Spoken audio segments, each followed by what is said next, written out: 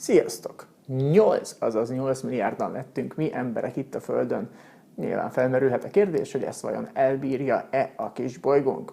Megnézzük. Én Polgár Gáspár vagyok, ez pedig a Zöldségek.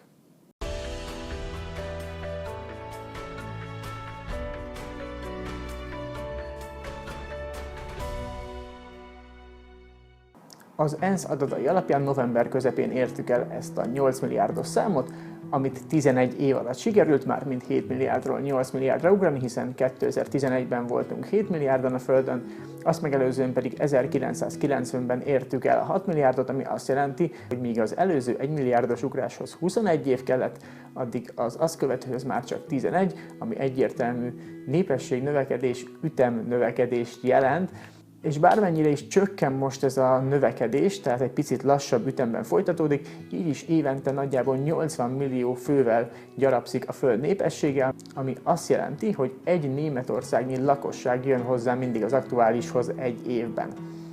Ha ez így megy tovább, akkor 2030-ra 8,5 milliárdan leszünk, 2050-re 9,7 milliárdan, az 2080-as évek elejére nagyjából 10,4 milliárdan, és körülbelül itt is fog tetőzni a Föld népessége 2100 körül, majd szépen fokozatosan elkezd csökkenni. Hozzáteszem, vannak olyan országok, 61 az ENSZ adatai alapján, amelyekben most is 1%-os vagy annál magasabb népességcsökkenés van, és fun fact, Magyarország is ilyen. Magyarország megmaradása rajtad is múlik. Hozz világra még egy magyart.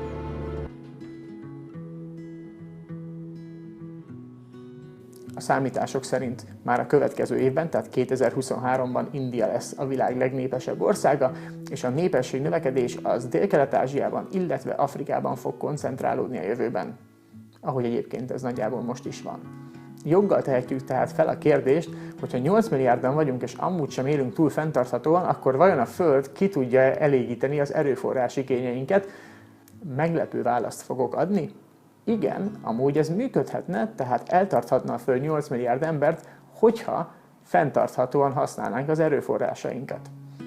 Spoiler, nem tesszük, borzalmasan nagy mennyiségű hulladékot termelünk, tönkretesszük a vizeinket, tönkretesszük a talajt, például a műtrágyával, növeljük az átlaghőmérsékletet, minden létező fosszilis tüzelőanyagot, amire rábukkanunk, elégetünk, folyamatosan pusztítjuk a biodiverzitást azzal, hogy élőlényeket tüntetünk el a földszínéről, és esőerdőket vágunk, írtunk ki.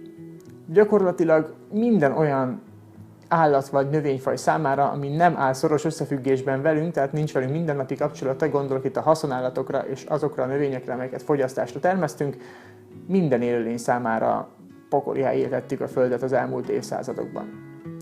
Viszont ez nem csak és kizárólag a létszámból adódik, mégis szoros összefüggésben van vele. Hogy megértsük ezt a pici ellentmondást, kettő fogalmat tisztáznunk kell, az egyik az a biokapacitás, a másik pedig az ökológiai lábnyom.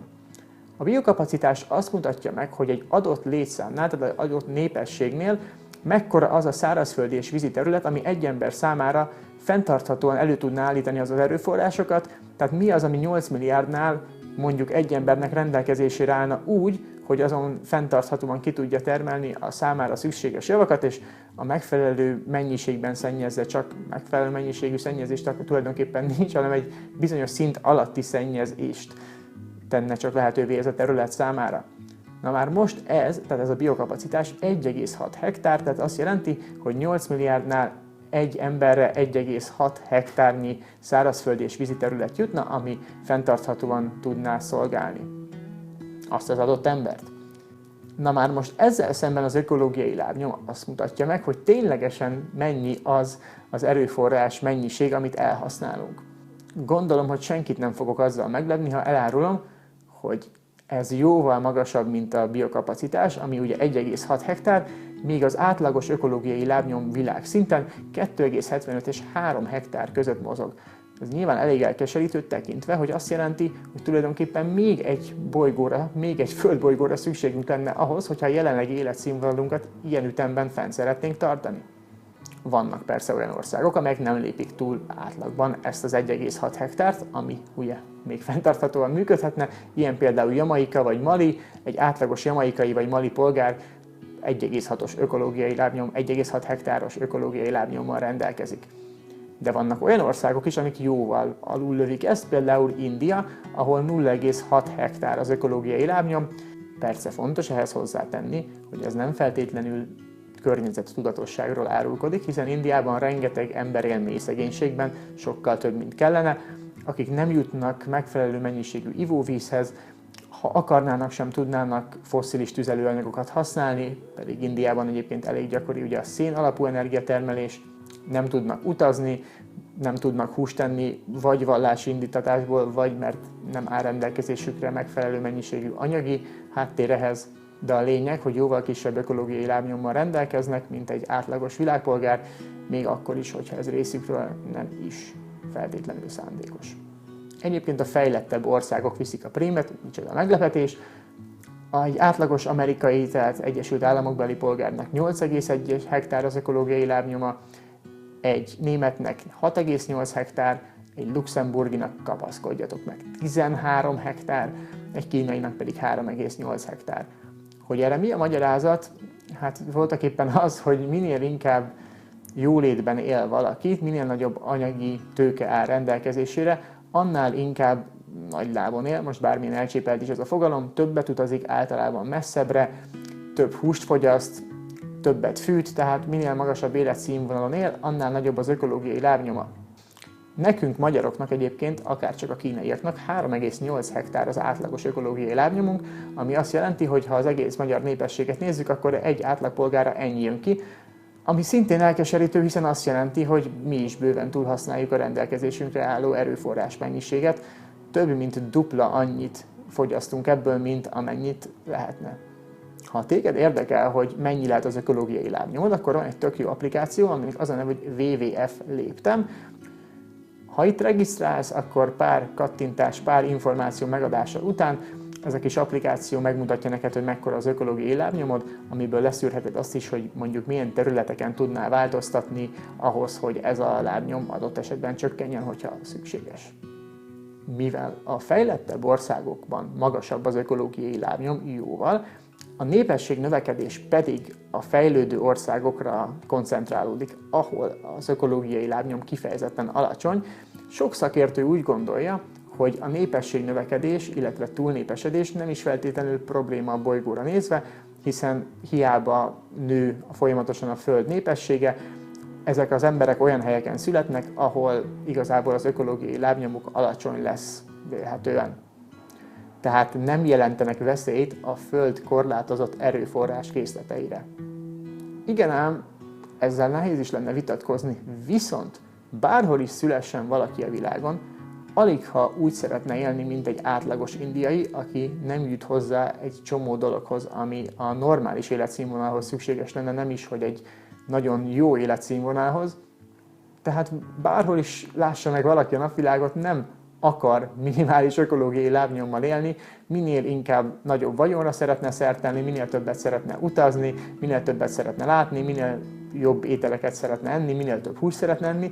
És nyilván nem arra kell gondolni, hogy valaki szándékosan növeli az ökológiai lábnyomát, viszont aligha törekszik arra, hogy ezekből a dolgokból kevés jusson a számára. Ami azt jelenti, hogy mégiscsak probléma a népesség növekedés, hiszen mindenki arra törekszik, akaratlanul is, hogy nagyobb ökológiai lábnyommal rendelkezzen. Na de mégis mit lehet tenni? Politikai döntéshozatali szinten reggelig lehetne sorolni, hogy mik azok a dolgok, amiket a kormányzatok megtehetnének annak érdekében, hogy csökkenjen az ökológiai lábnyom. Beszélhetünk itt a fosszilis tüzelőanyagok kivezetéséről, a hús- és tejipar teljes átalakításáról és fenntarthatóvá tételéről, a halászat szabályozásáról, hiszen a vizeinket is azért elég durván túlhalásszuk, alternatív termesztési technológiák a mostani hihetetlenül intenzív növénytermesztés helyett, megújuló energiára váltása lehető legtöbb helyen, és ahogy mondtam, ezt tulajdonképpen holnapig lehetne sorolni. Felmerülhet nyilván az a kérdés is, hogy mi egyénként mit tehetünk azért, hogy kevesebb ökológiai lábnyom, illetve kisebb ökológiai lábnyomunk legyen. Hát hölgyek, urak, nagyszerű hírem van, ez a csatorna erről szól. Amikor én bármikor adok egy olyan tippet, vagy mutatok, rávilágítok olyan dologra, ami arra sarkalhat esetleg, hogy környezettudatosabban éljünk, az végül is effektíve egy lépcső, vagy egy út ahhoz, hogy hogyan lehet kisebb az ökológiai lábnyomunk. Nagyon sok ilyenről beszéltem már a közelmúltban, vagy a múltban, bár végül is csak a közelmúltban. Hogy csak néhány példát említsek, beszéltem már arról, hogy hogyan ne szennyezzük a vizeinket vegyszerekkel, hogyan kerüljük a pálmaolajat amennyire csak lehet, hogyan tudjuk esetleg a hulladék mennyiséget, amit termelünk, csökkenteni, miért ne használjunk műanyagokat, és hát lényegében minden videómmal arra törekszem, hogy az ökológiai lábnyomunk egy kicsit kisebb legyen.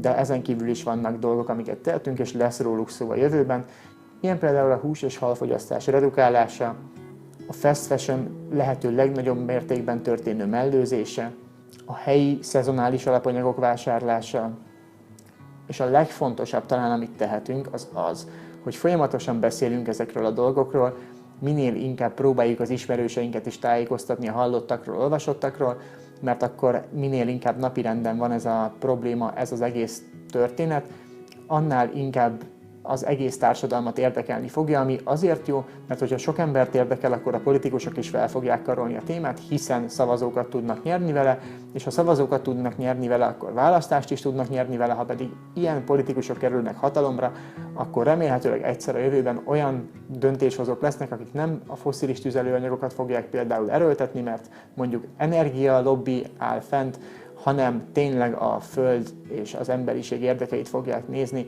Összességében elmondható, hogy a Föld a mostaninál jóval nagyobb létszámú emberiséget is képes lenne eltartani, hogyha fenntarthatóan használnánk az erőforrásokat, de mivel nem tesszük, ezért szükséges az életmódunk megváltoztatása. Ameddig a politikusok nem tesznek azért, hogy ez megtörténjen, addig nekünk, átlagembereknek kell felvennünk a szuperhősköpenyt, és jobb helyé tennünk ezt a kis bolygót. Ha tetszett ez a videó, akkor segítsetek, hogy minél több emberhez eljusson. Ha még nem tettétek meg, akkor ott lent nyomjátok meg a feliratkozás gombot. Ha pedig bármi kérdés, észrevétel, óhaj-sóhaj van, azt megírhatjátok Facebookon, Instagramon, hiszen mindkét felületen megtalálható a zöldségek. Nem sokára újra találkozunk, vigyázzatok magatokra, és ne feledjétek, a környezetvédelem menő.